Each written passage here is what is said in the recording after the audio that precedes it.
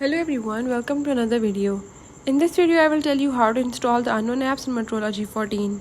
So for Motorola G14, if you want to install the unknown apps or from any unknown source, I will tell you how to do it.